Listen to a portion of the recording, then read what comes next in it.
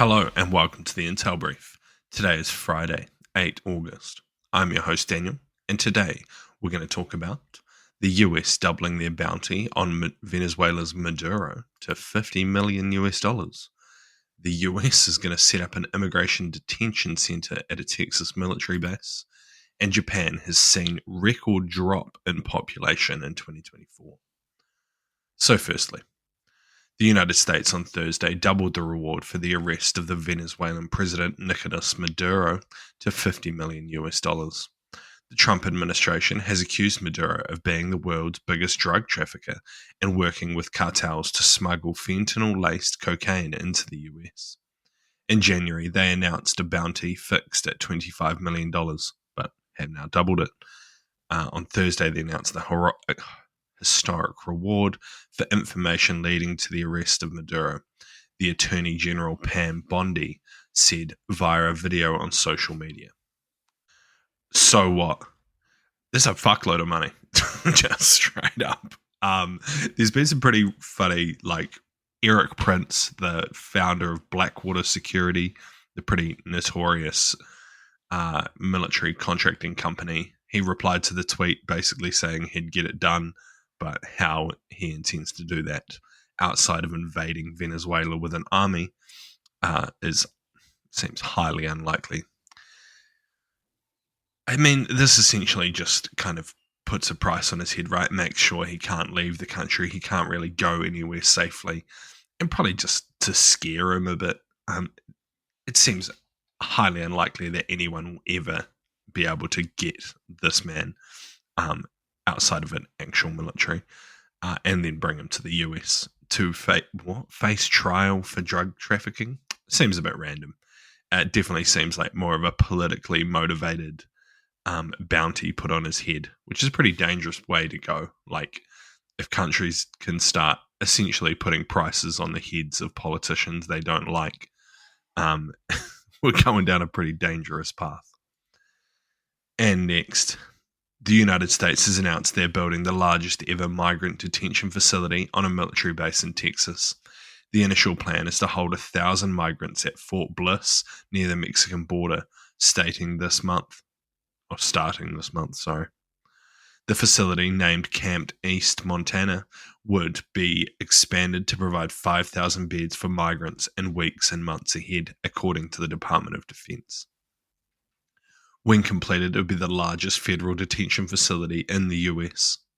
The Department of Justice is funding the detention facility, which will consist of short-term tent-like housing, according to the US military, US media, citing ICE.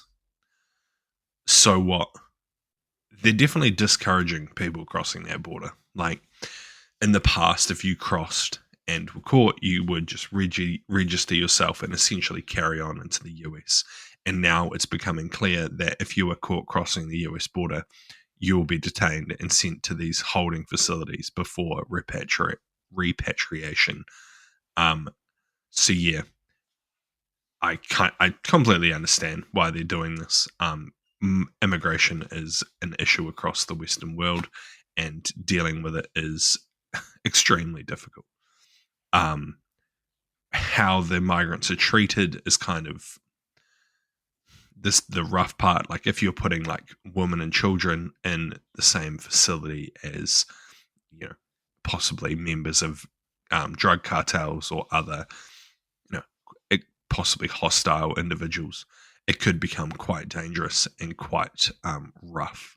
So yeah, hopefully they have plans for ensuring people's safety. But yeah, it completely, like, this is what people voted Trump in for. This is one of the big key things, and one of the ones he's actually had a good effect on. So I can see why he's doing it. This is popular with his voting base, and it actually is achieving the goals that he set out. And lastly, the population of Japan went down by more than 900,000 people in 2024, an all-time high since records began in 1968, according to official data. This is the 16th straight year in which Japanese population shrank. with the drop leaving it at 124.3 million people, according to the public broadcaster NHK. Japanese nationals aged over 65 now make up 30% of the country's population, while 60% of Japanese nationals are between 15 and 64. So what? Population decline appears to be an extremely big risk for most of the Western world, and the Eastern world, I guess. Is that what we refer to Japan as? But yeah, anyway, not enough people are having kids. It seems to be linked to like higher levels of people that are more high educated and have better prosperity in life tend to have less children, from what I've read, and that's leading to massive population decline, and especially like aging populations in places like Japan, the US, all throughout Europe. New Zealand is pretty bad. Australia also have the same problem.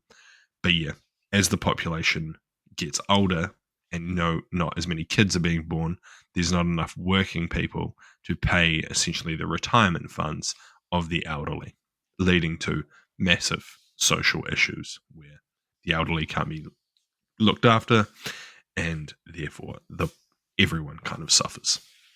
But Japan is definitely the test case for this. I think South Korea is pretty close in in a similar situation. Why these two countries have these such pronounced issues, I don't really know. Is it about weeb culture? Could be.